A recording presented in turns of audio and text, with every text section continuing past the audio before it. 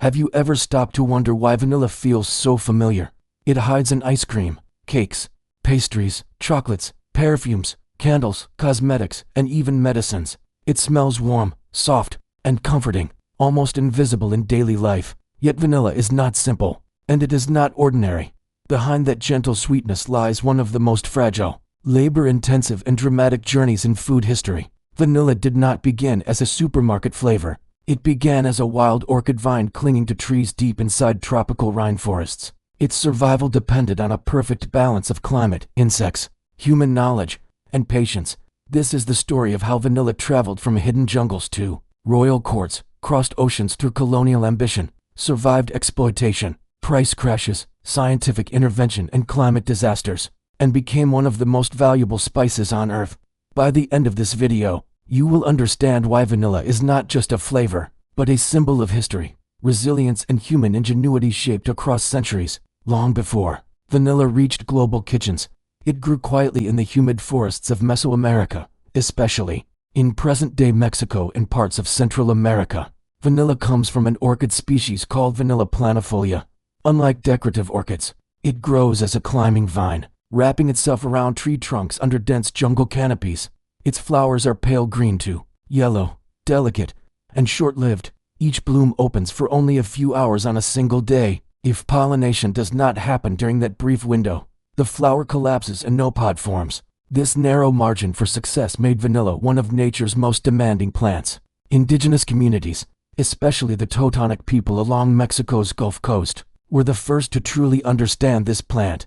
They observed its seasonal rhythms, respected its limits, and developed careful techniques to harvest its long green pods without harming the vine itself. Fresh vanilla pods have almost no fragrance. Only after drying, sweating, and months of conditioning does vanilla release its deep, complex aroma. This transformation felt mysterious and powerful. Vanilla became sacred, associated with fertility, rain, abundance, and harmony with nature. For centuries, vanilla remained local, protected by geography, tradition, and knowledge passed orally across generations. Nature itself controlled its reach. As regional civilizations expanded, vanilla's importance grew alongside them. The Totonac shared vanilla with larger Mesoamerican powers, most notably the Aztecs. Vanilla became closely tied to cacao, another sacred crop. Bitter cacao drinks were flavored with vanilla, chili, flowers, and spices to create ceremonial beverages consumed by nobles, warriors, priests, and rulers. These drinks were not indulgent desserts. They were symbols of authority, ritual power, and cosmic order tied deeply to religious belief. Vanilla was rare, difficult to harvest, and impossible to imitate. It appeared in tribute systems paid to the Aztec Empire, traveling from coastal forests to imperial centers like Tenochtitlan. While cacao beans sometimes functioned as currency, vanilla added aroma, prestige, and symbolic value. Its worth came not from quantity, but from effort and scarcity. Vanilla could not be rushed, forced, or scaled. Indigenous cultivation respected ecological balance, ensuring vines survived for years. The plant's fragility placed natural limits on human ambition. In the early 16th century, Spanish explorers arrived in the Americas and encountered cacao drinks flavored with vanilla. The aroma immediately fascinated them. Vanilla pods were shipped to Europe, where they captivated royal courts, aristocrats, perfumers, and early scientists. Vanilla became associated with luxury, romance, medicine, and exotic wealth. It was used to scent rooms, flavor chocolate, and soften the bitterness of early medicines and tonics. Demand grew quickly, but supply remained tightly restricted. European empires attempted to control vanilla production. Vines were planted in greenhouses and tropical colonies across Africa, Asia, and the Indian Ocean. The plants grew well. They climbed, bloomed, and appeared healthy, but they never produced pods. For nearly 300 years, vanilla refused to fruit outside Mexico. Botanists were baffled. Some blamed soil chemistry. Others suspected humidity, temperature, or even planetary alignment. The real reason remained invisible. Vanilla relied on a specific stingless bee native only to Mesoamerica. Without it, pollination failed. Nature had locked the orchid to its homeland with extraordinary precision.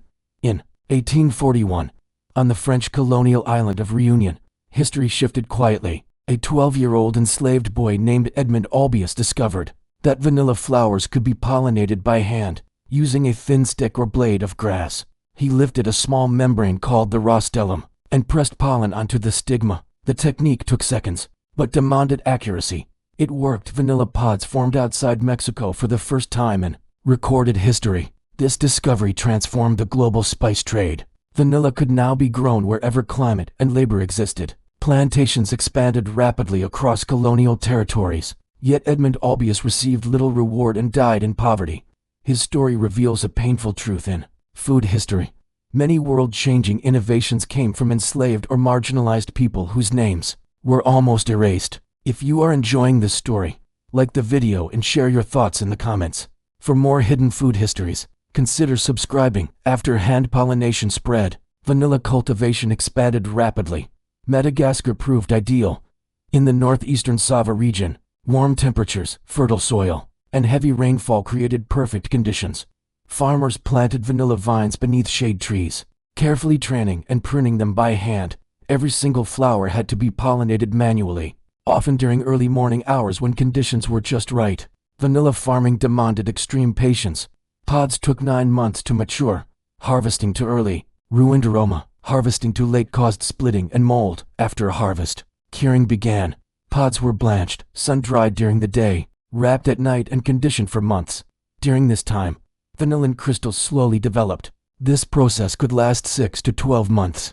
Madagascar eventually became the world's dominant producer, supplying most natural vanilla used globally. As vanilla spread, it quietly reshaped global taste. In Europe, it replaced older, heavier flavorings, and became associated with comfort rather than intensity. It entered pastries, custards, and chocolates, helping define what sweetness meant in modern cuisine. Later, chemists isolated vanillin, creating synthetic alternatives that made vanilla flavor affordable but distanced consumers from the plant itself. Many people today have never tasted real vanilla, only its chemical shadow. Vanilla's price reflects its vulnerability. Each flower blooms once. Each pod requires human hands. Each harvest depends on stable weather. Cyclones, droughts, and excessive rainfall can erase entire crops overnight.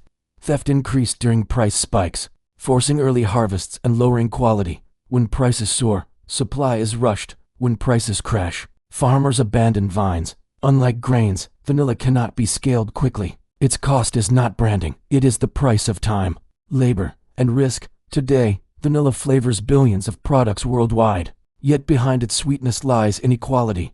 Many farmers live with unstable incomes and limited bargaining power. Middlemen often control pricing. Climate change adds further uncertainty. Rising temperatures disrupt flowering cycles.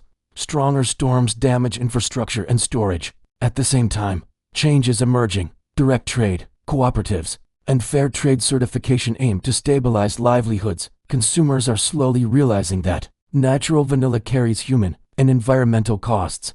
Every pod represents months of labor and centuries of accumulated knowledge. Vanilla teaches powerful lessons.